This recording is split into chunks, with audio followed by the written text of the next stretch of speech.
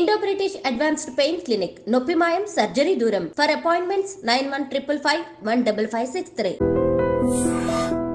అంత ఈజీగా పోదు, మర్చిపోవడం జరగదు కార్తీక్. ఈ 3 yearsలో నన్ను మర్చిపోయావని అనుకున్నా, బట్ ఇప్పుడే అర్థమైంది నువ్వు నన్ను ఇంకా లవ్ చేస్తున్నావు అని. మనకి ఊరు సైడ్ ఏంటంటే ఇలా డిఫరెంట్ ఫీలింగ్స్ ఉన్నాయనగానే అంటే మాటలతోనే సగం చంపేస్తారు. మా ఫ్యామిలీ అంతా వదిలేసాక మాకంటూ ఎవరు ఉండరు. మ్యాక్సిమం ఒక ట్రాన్స్ ఉమెన్ దగ్గరికి వచ్చారంటే వాళ్ళు ఎక్స్పెక్ట్ చేసేది లస్ట్. ఇప్పుడు డౌట్ ఏంటంటే ట్రాన్స్జెండర్స్ చనిపోయినప్పుడు వాళ్ళకి అంత్యక్రియలు అనేది ఒక డిఫరెంట్ ప్రాసెస్ ఫాలో అవుతుంటారు అనేసి. ఎలా అంటే అర్ధరాత్రి తీసుకెళ్ళటం, చెప్పులతో కొట్టి తీసుకెళ్ళటం. అయితే ఇలా అడగొచ్చా లేదా అని తెలియదు, బట్ ట్రాన్స్జెండర్స్ అనగానే వాళ్ళకి మెయిన్ సోర్స్ ఆఫ్ ఇన్కమ్ 2 ఉంటాయి. ఒకటి బెగ్గింగ్, మనం ఆల్రెడీ మాట్లాడుతాం. ఇంకొకటి ఒక ఆడపిల్ల కుటుంబంలో ఉండి కాలేజ్కి వెళ్ళినా, జాబ్ చేయడానికి వెళ్ళినా, చుట్టూ ఉండే జనాలు తను జాబ్ చేస్తున్నా సరే ఎక్కడికి వెళ్తుందో, ఎవరితో తిరుగుతుందో అనే సొసైటీ ఇది. అలాంటిది ఒక ట్రాన్స్ ఉమెన్ పతివ్రతగా ఉంది అంటే ఎవరు నమ్ముతారు? మాకంటూ ఉపాధి లేదు, మాకు బ్రతికే అవకాశాలు చాలా తక్కువ. వస్తారు, రేట్ ఎంత, ఎంతకు వస్తావు, ఏమేం చేస్తావు.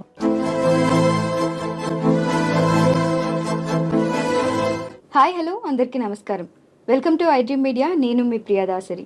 దేవుడు తనకు ఒక లోపాన్ని ఇచ్చినా సరే ఆ లోపాన్ని కూడా వరంగా టర్న్ చేసుకుని సమాజంలో ఎన్నో ఒడిదడుకులను ఎదుర్కొంటూ ఈరోజు మన ఇంటర్వ్యూలో ఉన్నారు ట్రాన్స్జెండర్ సమంత అనొచ్చు, బట్ అందరూ సమంత అంటారు. రియల్ నేమ్ ఏంటి అనేది ఎవ్వరికీ తెలియదు. సమంత వాయిస్తో ఇన్స్టాగ్రామ్లో అందరినీ అలరిస్తూ మనందరికి ఎంతో దగ్గర అయిపోయారు. సో తనతో మాట్లాడి అసలు ఎందుకని ఇలా మారాల్సి వచ్చింది ఏంటి, అలానే సమంత వాయిస్ అనేది నిజంగా ప్రాక్టీస్ చేస్తే వచ్చిందా లేకపోతే అలానే వచ్చిందా ఏంటి అనేది తెలుసుకుందాం. హాయ్ నైనా. హాయ్. సో అందరు సమంత అంటారు, నేను ఇన్స్టాగ్రామ్లో అరికా నైనా అని చూసాను కాబట్టి చెప్తున్నాను. ఈ సమంత అని అసలు ఎలా వచ్చింది? అది నిజానికి నేను చాలాసార్లు ఇన్స్టాలో కొన్నిసార్లు నా వాయిస్తో వీడియోస్ చేస్తూ పెట్టా. సో దానివల్ల ఇంకా చూసే పబ్లిక్ సమంత సమంత ఇంకా వాళ్ళే పెట్టారు పేరు, నేను పెట్టుకోలేదు. ఓకే, మీరు చాలా ఎక్కువ సమంత గారిని ఇష్టపడి ప్రాక్టీస్ చేయడం వల్ల ఈ వాయిస్ వచ్చిందా లేకపోతే నిజానికి సమంత అంటే చాలా ఇష్టం, బట్ అలాని ప్రాక్టీస్ చేయాల. నాకు వాయిస్ సమంత అని తెలిసినప్పటి నుంచి నేను తనని ఇష్టపడ్డా. ఓకే, ఫస్ట్ లో అలా ఏం ఉండేది కాదు. ఓకే, మీకు నార్మల్ వాయిస్ ఎలా ఉంటుంది? ఒక్కసారి నార్మల్ మాట్లాడగలరా? అసలు రాదా ఇంకా?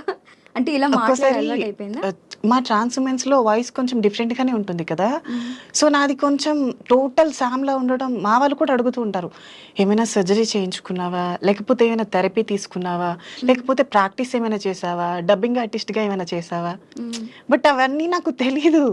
నేను చిన్నప్పటి నుంచి ఇలానే మాట్లాడుతూ వచ్చా. సో దానివల్ల ఇలా ఉండిపోయింది. అబ్బాయి వాయిస్ అనేది అసలు మీ అబ్బాయి వాయిస్ ఎలా ఉంటది అనేది మీకు కూడా తెలియదు అసలు. నేను కొన్నిసార్లు ట్రై చేస్తూ ఉంటా కూడా, మెయిల్ వాయిస్ వస్తే బాగుండేమో ట్రై చేద్దామని. నో, అసలు అబ్బాయి వాయిస్ అనేది మీకు తెలియదు, ఇంకా రాదు. ఏ ఏజ్ లో మీరు తెలుసుకున్నారు? మీకు నాకు ఇంటర్ అయిపోయింది, ఇంటర్ అయిన తర్వాత చేంజ్ అయ్యాను. ఓకే, అప్పటి వరకు కూడా వాయిస్ ఇట్లానే వచ్చేదా? అప్పుడు కూడా ఇలానే ఉండేది, చాలా ఫెమిని. ఓకే, వాళ్ళు కూడా అనేవారు నీ వాయిస్ అమ్మాయిలా ఉంటుంది, ఎందుకు అలా ఉంటుంది అని. బట్ ఐ డోంట్ నో, అది మెచ్యూరిటీ లెవెల్ లేని స్టేజ్ కదా, తెలుసుకోలేదు. అయితే సమంత గారి డైలాగ్ ఒకటి చెప్పుకుని తర్వాత మీ ఇంటర్వ్యూ క్వశ్చన్స్ లోకి వెళ్దాం. మరి ఖచ్చితంగా. ఫస్ట్ లవ్ అంత ఈజీగా పోదు, మర్చిపోవడం జరగదు కార్తీక్. ఈ 3 yearsలో నన్ను మర్చిపోయావని అనుకున్నా, బట్ ఇప్పుడే అర్థమైంది నువ్వు నన్ను ఇంకా లవ్ చేస్తున్నావు అని. నీతో మాట్లాడడం మా నాన్నగారు చూస్తే ఏమైనా అనుకుంటారని భయం కార్తీక్. కానీ ఇప్పుడు అలా కాదు, ఈ 3 hours నీతోనే ఉండాలనుకుంటున్నా. ఈ 3 గంటల పాటు నాతోనే ఉండగలవా? సో ఏమాయ చేసావే. ఓకే, సో యాక్చువల్లీ కళ్ళు మూసుకుని నిజంగా సమంత గారి వాయిస్ లానే ఉంది, ఎగ్జాక్ట్ వస్తుంది. సో మీకు వచ్చే కామెంట్స్ కూడా అన్ని ఇలానే వస్తుంటాయి కదా? కామెంట్స్ కూడా ఆల్మోస్ట్ సమంత ఆర్ మృణాల్, ఇంకా ఇంతే మాక్సిమం నభా నటేష్ లా ఉన్నారు అనేసి కూడా ఈ మధ్య కొన్ని మీమ్స్ వస్తున్నాయి. యా, మేబీ నేను ఒక ఫోటోని చూసి పెట్టుకున్నా. అంటే నభా నటేష్ గారు రీసెంట్ గా ఒక కేరళ స్టైల్లో తీసుకున్నారు. సో నేను అంతకు ముందు వరలక్ష్మి వ్రతానికి కూడా అదే స్టిల్లో తీసాను. సో పక్కన పెడితే కొంచెం ఫేస్ కట్ అయితే దగ్గరగానే ఉంది అనిపించింది, but I don't know. Okay, so me schooling ఎలా ఉండేది? అంటే మీకు ఇంటర్ నుండే కదా ఫీలింగ్ స్టార్ట్ అయ్యాయి? లేదు, ఫస్ట్ నుంచి మాకు 8th or 9th నుంచి తెలిసిపోతాయి. బట్ అది మెచ్యూరిటీ లెవెల్ ఉండదు కదా, అంతగా అబ్జర్వ్ చేయలేం మేము.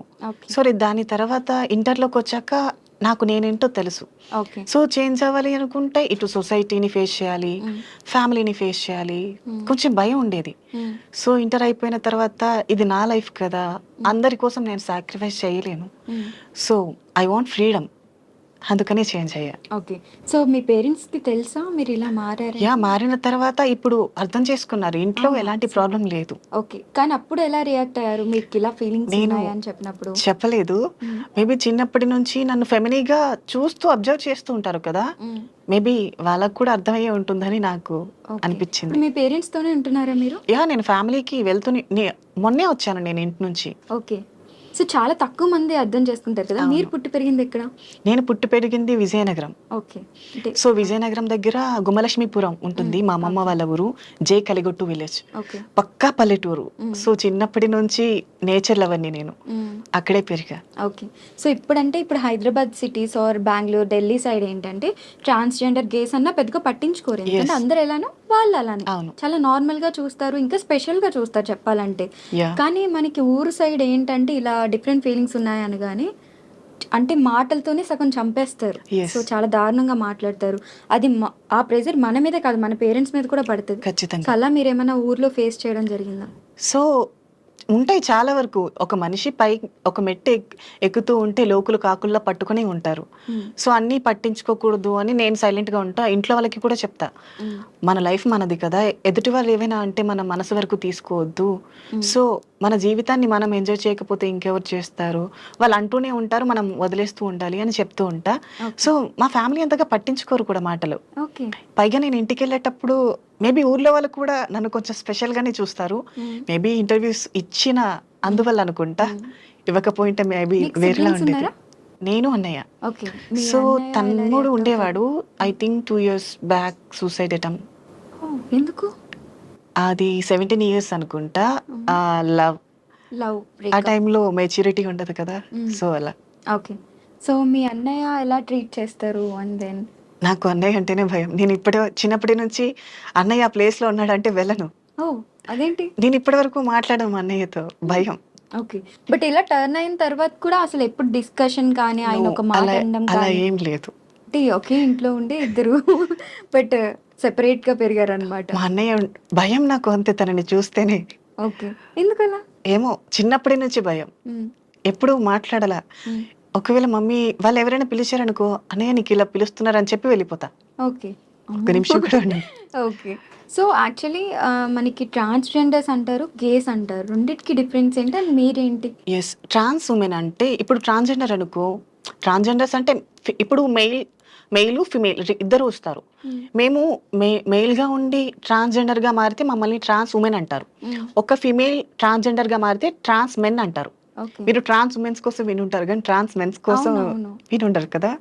సో చాలా రేయర్ ఉన్నారు మన హైదరాబాద్ లో కూడా. లెస్బియన్స్ ఉన్నారు, ట్రాన్స్ మెన్స్ ఉన్నారు. ట్రాన్స్ మెన్స్ అంటే వాళ్ళు ఫిమేల్ లా పుట్టి వాళ్ళకి బాయ్ ఫీలింగ్స్ ఉంటాయి, వాళ్ళకి అమ్మాయిల్ని చూస్తే ఇష్టపడతారు వాళ్ళు. సో అలాంటి వాళ్ళు ట్రాన్స్ మెన్స్ గా మాడతారు. మేము అబ్బాయిలుగా పుట్టి అబ్బాయిల మీద ఇష్టం పెరుగుతుంది కదా, మేము ట్రాన్స్ ఉమెన్స్ గా మారుతాం. ఇంకా గేస్ అంటారా, గేస్ అంటే ఇప్పుడు వాళ్ళు బాయ్ లానే ఉంటారు బట్ ఫీలింగ్స్ మాత్రం ఫీమేల్ లో ఉంటాయి. వాళ్ళు చేంజ్ అవ్వాలి. ఇలా డ్రెస్సింగ్ కానీ ఏది మార్చుకోరు, అబ్బాయిలానే ఉండే అమ్మాయిల మీద ఫీలింగ్స్ ఉంటాయి అన్నమాట. సో ట్రాన్స్ అంటే ఏంటంటే కంప్లీట్ అమ్మాయి లాగా టర్న్ అయిపోయి ఆపరేషన్స్ చేయండి. సో మీరు ఆపరేషన్స్ అవి చేయించుకున్నారా? నాది 3 years అయిపోయింది. ఓకే. అంటే ఏ ఏజ్ లో ఉన్నప్పుడు మీరు? నేను హైదరాబాద్ వచ్చి 5 years, దీంతో 2 years వరకు మనీ అంటే సర్జరీ కోసం మనీ చూసుకోవాలి కదా, 2 years వెయిట్ చేసి ఇంకా తర్వాత మనీ సెట్ అయింది, అయిపోయాయి. సో మీకు సోర్స్ ఆఫ్ ఇన్కమ్ ఏంటి మరి? ఏముంది, మా కమ్యూనిటీ వాళ్ళు చేసేదే బెగ్గింగ్ కి వెళ్ళటం, గృహ ప్రవేశాలకి వెళ్ళటం, ఇంకా ఇంతే. ఓకే. సో అంటే ట్రాన్స్జెండర్స్ అనగానే జనాలకి చాలా డౌట్స్ వస్తుంటాయి అన్నమాట. ఇప్పుడు మనం ట్రాన్స్జెండర్ అనగానే దేవుడితోనే కొలుస్తాము, వాళ్ళు ఇచ్చే ఏమంటారు బ్లెస్సింగ్స్ ఏవైతే ఉన్నాయో చాలా మంచివని చెప్తుంటారు. అలాగా బ్లెస్సింగ్ అన్నప్పుడు దేవుడి రూపంలో చూసినప్పుడు డబ్బులు ఇవ్వడానికి ఎవరికి ప్రాబ్లం ఉండదు, నిజంగా ఉంటే ఒక 10-20 ఇవ్వడానికి. కానీ కొన్నిసార్లు రివర్స్ అయిపోతారు, సో అందుకని సొసైటీ ట్రాన్స్జెండర్స్ని హేట్ చేస్తారు. అది దానికి మీరేమంటారు? సో ఇప్పుడు ఎలా ఉంది అంటే ఈ సొసైటీ నకిలీ ట్రాన్స్జెండర్స్ ఎక్కువైపోయారు. ఏముంది, పక్క రాష్ట్రాల నుంచి రావటం, 20 రూపీస్ రిజర్వేట్ తీసుకోవటం, మీసాలు గడ్డలు గీసేయడం, రూమ్లోకి వెళ్ళి చీర కట్టేయడం, రోడ్డు మీదకి వచ్చేయడం. అంటే అబ్బాయిలు కావాలని మనీ అబ్బాయిలు కావాలని. ఇప్పుడు నార్మల్గా ఉండే ట్రాన్స్జెండర్స్ ఎప్పుడు భిక్షాటనకి ఇష్టపడరు. ఒకప్పటి లైఫ్ ఎందుకంటే సర్జరీ కావాలి, మనీ కావాలి కాబట్టి. వన్స్ ఒక్కసారి సర్జరీ అయ్యాక వాళ్ళు గృహప్రవేశాలకి వీటికే ఇష్టపడతారు తప్ప నార్మల్గా ఇలా బెగ్గింగ్ చేయాలి, దౌర్జన్యం చేసి లాక్కోవాలి అలా అనుకోరు. వారి థాట్ అది మారిపోతుంది. ఓకే. సో ఇప్పుడు ఎవరైతే నకిలీ ట్రాన్స్జెండర్స్ ఉన్నారో వాళ్ళు ఎక్కువైపోయారు. ఓకే. సో నార్మల్గా ఇప్పుడు మీరు చెప్పింది కూడా పాయింటే, కానీ ఎవరు ఏంటి అనేది ఎలా తెలుస్తుంది మాకు? సో ఇప్పుడు ఏంటంటే మా కమ్యూనిటీలో కూడా ఒక రూల్ పెట్టారు. ఎలా అంటే పక్క రాష్ట్రాల నుంచి ఎవరైతే వస్తున్నారో వాళ్ళు ట్రాన్స్జెండర్గా పూర్తిగా మారాలి అంటే సర్జరీ అన్నీ అయిపోయి పూర్తిగా హైదరాబాద్లోని ఒక కమ్యూనిటీలో ఉండాలి అనుకుంటేనే మీరు రావాలి అని ఖచ్చితంగా ఒక రూల్ అయితే తీసుకొచ్చారు. ఓకే. అండ్ ఇంకొకటి ఏంటంటే పక్క రాష్ట్రాల నుంచి ఎవరైతే నార్త్ సౌత్ ఇలాంటి వాళ్ళు ఉంటారు కదా, వాళ్ళని ఖచ్చితంగా వాళ్ళ ప్రదేశాలకి వెళ్ళి బ్రతకమని చెప్తున్నారు. కమ్యూనిటీస్ అంటే మీకంటూ సెపరేట్ ఏరియాస్ అలా ఉంటాయా? మాకంటూ మా ఫ్యామిలీ అంతా వదిలేసాక మాకంటూ ఎవరు ఉండరు. మమ్మల్ని ఇక్కడ కొంతమంది అడాప్ట్ చేసుకుని మా కష్టాన్ని నష్టాన్ని వాళ్ళే చూసుకుంటారు. సో వాళ్ళ అధీనంలోనే పెరుగుతాం కదా, సో వాళ్ళే మాకు అండగా ఉంటారు. ఇప్పుడు మిమ్మల్ని అడాప్ట్ చేసుకున్నది ఎవరు మరి? మమ్మల్ని అడాప్ట్ చేసుకున్నది మా భవానీ అని ఇంకో ఆవిడ ఉంటుంది, మా అత్తయ్య గారు. సో మాకు మంచి చెడు అన్ని ఆవిడే. అంటే ఒక గ్రూప్ ఆఫ్ ట్రాన్స్జెండర్స్ కి ఒకరు ఉంటారా అలాగా? అలా. అండ్ సర్జరీ కూడా చాలా ఎక్కువ మనీ అవుతుంది అనేసి విన్నాము. సో ఎంత అవుతుంది అప్రాక్స్ గా? 5-6 lakhs అవుతాయి. 5-6 lakhs అవుతుంది. ఓకే. అది చాలా పెయిన్ఫుల్ అని కూడా విన్నాను. సో అది మాకు మరో జన్మ.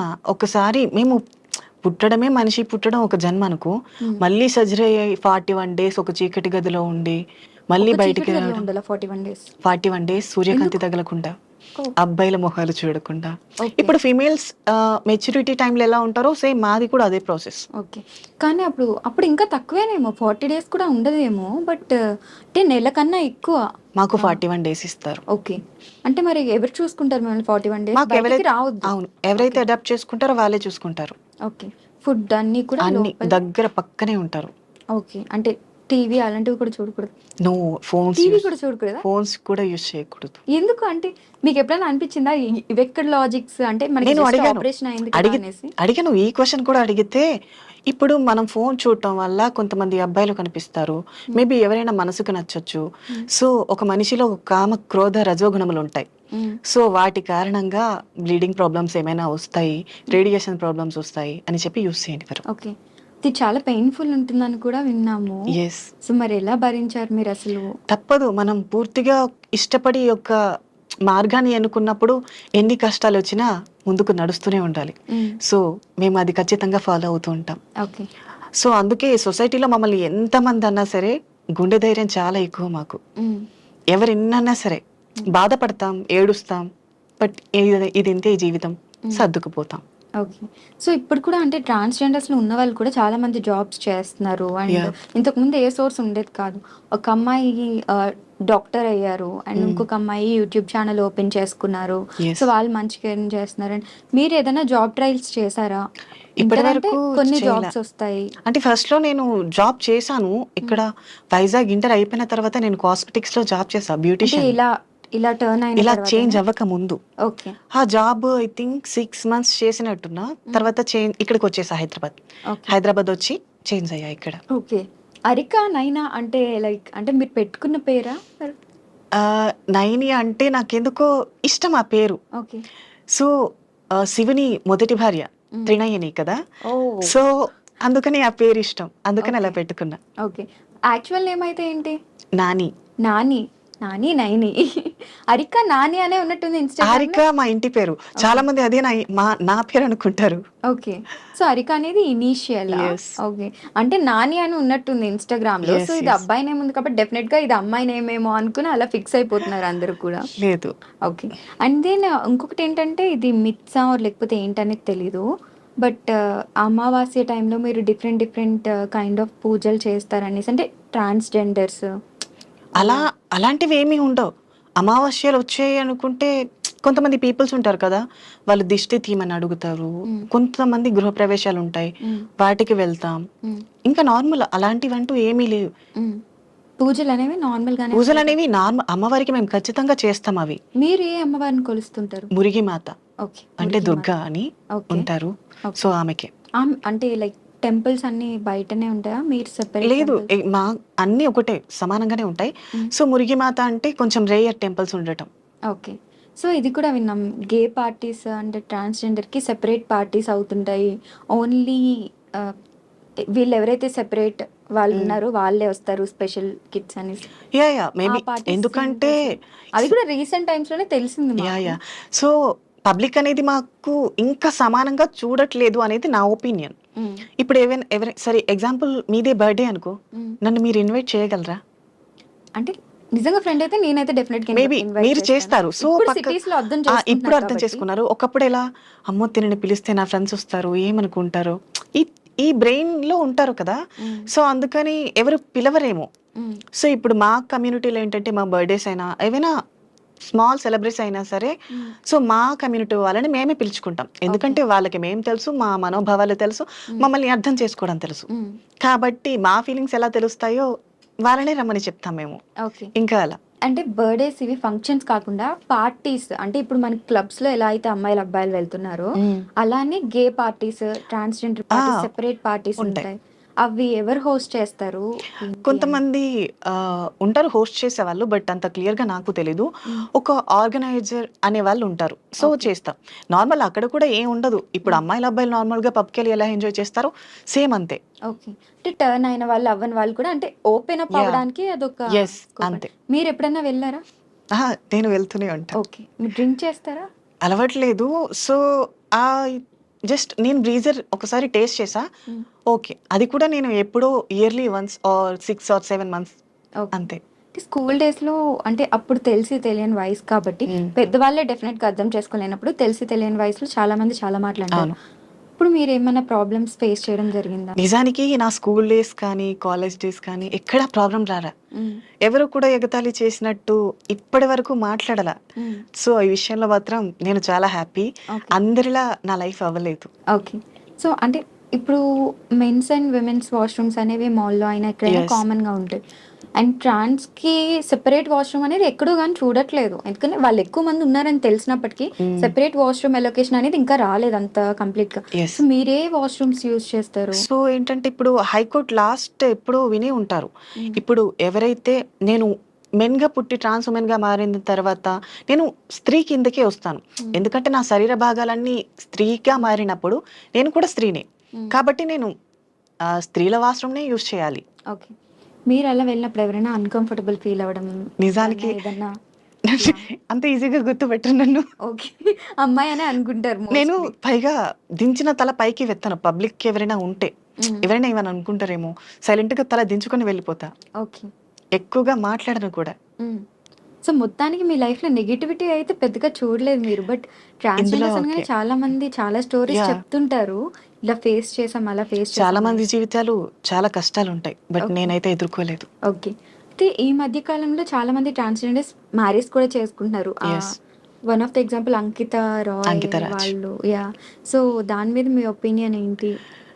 సో దీని మీద నా ఒపీనియన్ అంటే, నూటికో కోటికో ఒక అబ్బాయి పెళ్లి చేసుకున్నారు కదా అని అందరూ ఒకేలా ఉండరు కదా. మాక్సిమం ఒక ట్రాన్స్ ఉమెన్ దగ్గరికి వచ్చారంటే వాళ్ళు ఎక్స్పెక్ట్ చేసేది లస్ట్ ఆర్ మనీ. ఈ రెండింటికి తప్ప వేరే ఎక్స్పెక్టేషన్ ఏది ఉండదు అబ్బాయిలకు.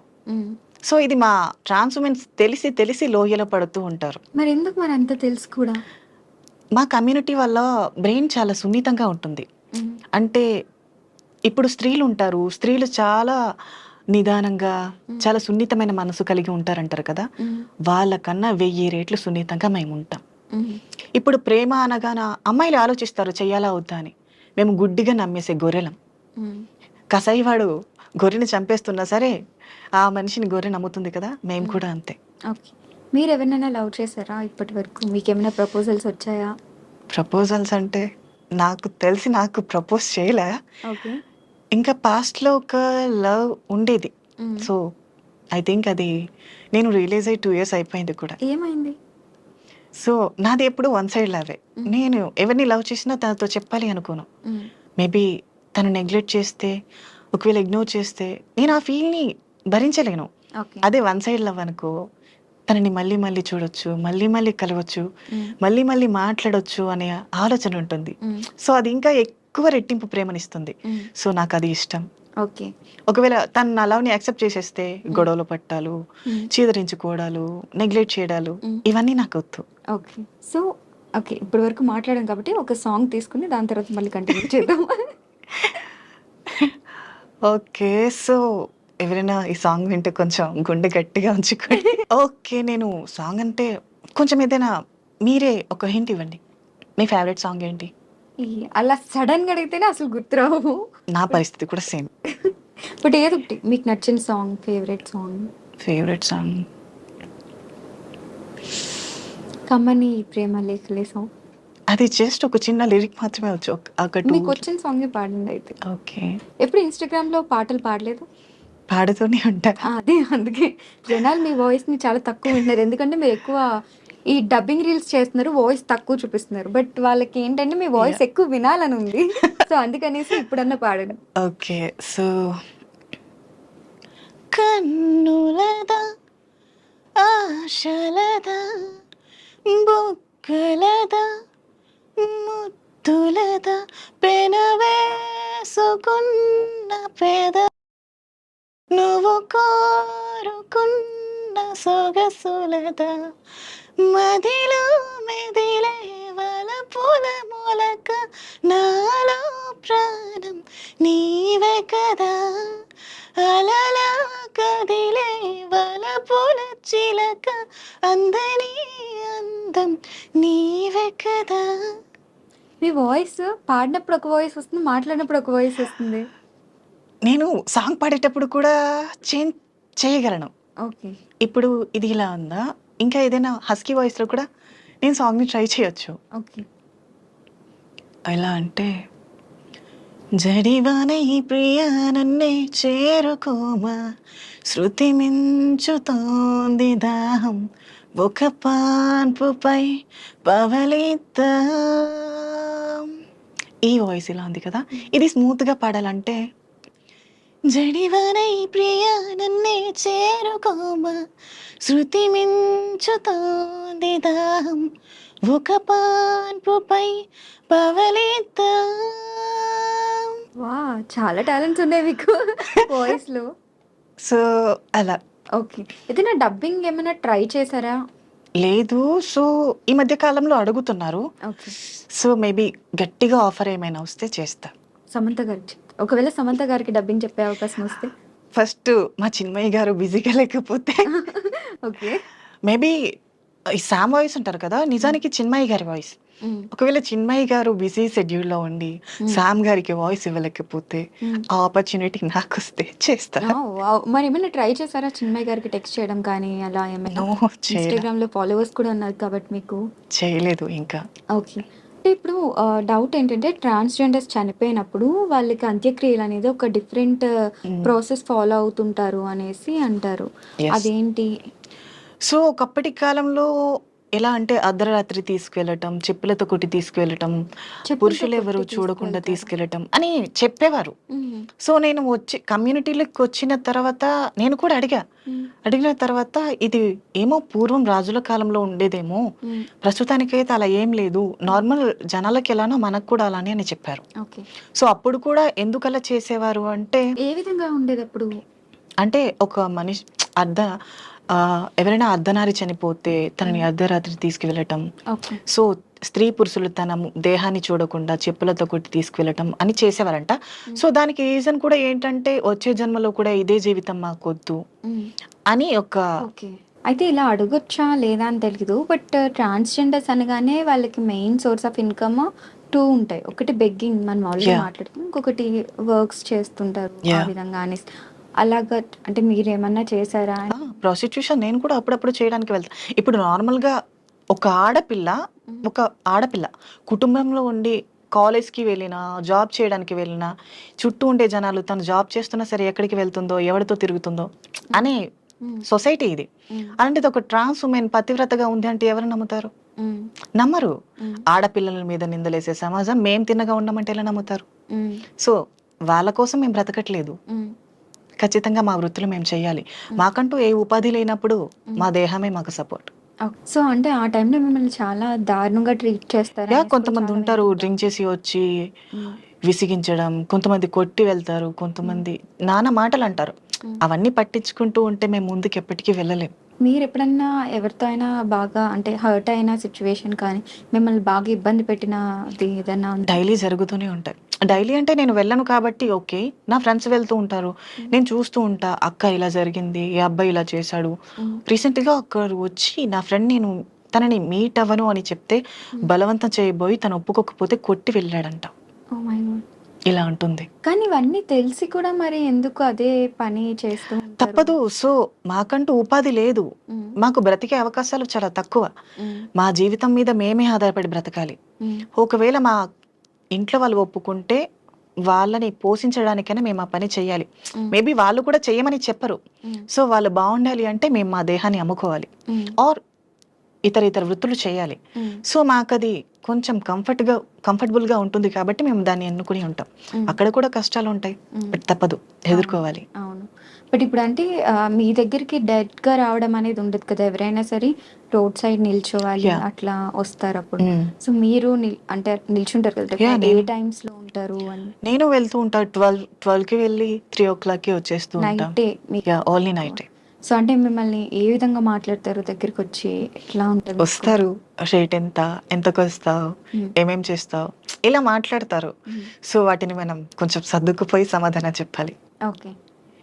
సో అంటే మీకేమనిపిస్తుంది అంటే ఇప్పుడు అందరితో ఈక్వల్గా ఉండాలి అంటే సో ఏ గుర్తింపు మీకు లభిస్తే మీరు అందరితో ఈక్వల్గా ఉండగలరు? ఇప్పుడు మెన్ ఎలాగో విమెన్ ఎలాగో ట్రాన్స్ కూడా అలానే. సో దీనికి రీజన్ ఏంటంటే గవర్నమెంట్ ఫస్ట్ ఆఫ్ ఆల్ ఒక రూల్ని తీసుకురావాలి. మాకు కూడా స్పెషల్ కేటగిరీస్ ఇవ్వాలి, జాబ్స్. ఇప్పుడు రీసెంట్గా రేవంత్ రెడ్డి గారు కూడా ట్రాఫిక్ వాలంటీర్స్గా నియమిస్తున్నారు అని అనౌన్స్ చేశారు. మేబీ అలాంటి అవకాశాలు మాకు కూడా వచ్చి ఇది ఒక అంటే ఒక ముఖ్యమంత్రి వచ్చి జస్ట్ ఇలా తను వెళ్ళిపోయిన తర్వాత ఈ జాబ్స్ తీసేయడం అలా కాకుండా ఇది ఖచ్చితంగా ఇది ఫిక్స్ అయి ఉండేటట్టు ఒక జీవో పాస్ చేస్తే బెటర్ అనేది నా ఫీలింగ్. సో అప్పుడు ఒక ట్రాన్స్ ఉమెన్ కూడా సొసైటీలో అందరితో కలిసి జాబ్ చేస్తుంది కాబట్టి ఈక్వల్ రైట్స్ వస్తాయి. అంటే జాబ్ ఇప్పుడు మీ దగ్గర సరైన ఎడ్యుకేషన్ అది ఉందంటే జాబ్ ఇవ్వకుండా ఉండటానికి ఏముండదు కదా. ఎవరో 2-3 నెగ్లెక్ట్ చేసినా 4th పర్సన్ అయినా డెఫినెట్ గా జాబ్ ఇస్తారు. సో అలా అనుకుంటే ట్రాన్స్జెండర్స్ లో చాలా మంది వెల్ ఎడ్యుకేటెడ్స్ ఉన్నారు. సో వాళ్ళు ఎవ్వరు జాబ్ చేయకుండా ఎందుకు ఇదే వృత్తిలో ఉన్నారు ఇంకా? అదే నా ప్రశ్న. సో దీనికి రీజన్ ఏంటంటే సరైన గవర్నమెంట్ లేదు. అవకాశాలు ఇస్తామని అంటారు, బట్ ట్రాన్స్జెండర్ ని చూసిన వెంటనే చిన్న చూపు, చేయగలదా ఇలా మాట్లాడతారు. ఇంకా వాళ్ళ మాటలకి జాబ్ చేసే థాట్ కూడా రాదు.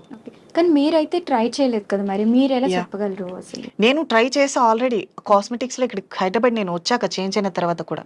సో ట్రాన్స్జెండర్ గా ఐ థింక్ నేను యాంకర్ గా కూడా ట్రై చేద్దామని అనుకున్నా. మళ్ళీ నా ఒపీనియన్ ఏంటంటే మళ్ళీ అంటే లాస్ట్ ఒకసారి ట్రై చేసినప్పుడు ట్రాన్స్జెండరా అని అడిగారు కదా, మళ్ళీ ఇలానే అంటారేమో, మళ్ళీ బాధపడాలా? సో మాటికి బాధపడడం కష్టం అనిపిస్తుంది కదా, సో అందుకని ఆగిపోయా. ఓకే.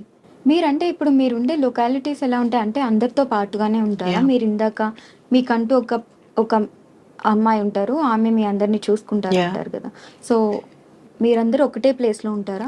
సో ఒకప్పుడు అలా, ఇప్పుడు నేను సపరేట్ గానే ఉంటా. 2 BHK ఫ్లాట్ తీసుకున్నాం, నేను నా ఫ్రెండ్స్ తో కలిసి ఉంటా. సో నాకు ఏమైనా ప్రాబ్లం వస్తే ఆవిడకి ఒక మాట చెప్తే తను హ్యాండిల్ చేస్తుంది. ఓకే. ఇప్పుడు బెగ్గింగ్ చేసినప్పుడు కానీ లేదా సెక్స్ వర్క్స్ చేసినప్పుడు కానీ వచ్చే మనీని మీతోనే ఉంచుకుంటారా, అది స్ప్లిట్ చేయడం? మాతోనే ఉంచుకుంటా. మమ్మల్ని చూసుకున్నందుకు ఇప్పుడు మేము హెల్తీగా ఉన్నాము, ఓకే. మమ్మల్ని చూసుకుని వాళ్ళు వృద్ధాప్యం అయ్యాక వాళ్ళని చూసుకోవడానికి ఎవరు ఉండరు. సో కాబట్టి ఆ టైంలో మేము వాళ్ళని చూసుకుంటాం. ఓకే. అంటే ఒక అండర్స్టాండింగ్. ఇప్పుడు పిల్లలుగా మమ్మల్ని వాళ్ళు ఎలా చూసుకున్నారో వాళ్ళు వృద్ధాప్యంలోకి వచ్చాక వాళ్ళే మాకు పిల్లలు. ఓకే. అంటే ఇంత మనీ ఇవ్వాలి మంత్లీ అలా ఏమైనా? అలా ఏం ఉండదు. వాళ్ళకి మేము ప్రేమతో ఇచ్చేది తీసుకుంటారు, వాళ్ళు ఫోర్స్ చేసి అడగడం అలా ఏం ఉండదు.